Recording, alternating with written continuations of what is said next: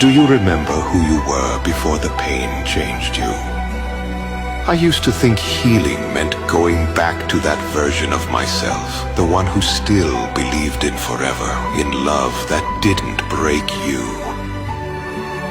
But healing isn't about becoming who you were. It's about accepting who you've become. The truth is, pain doesn't leave you. It just becomes a part of your story, a scar that no longer hurts, but reminds you that you survived. There comes a day when you stop asking why and start whispering, thank you. You won't feel whole overnight, but piece by piece you'll rebuild yourself, not as who you were, but as who you were always meant to be.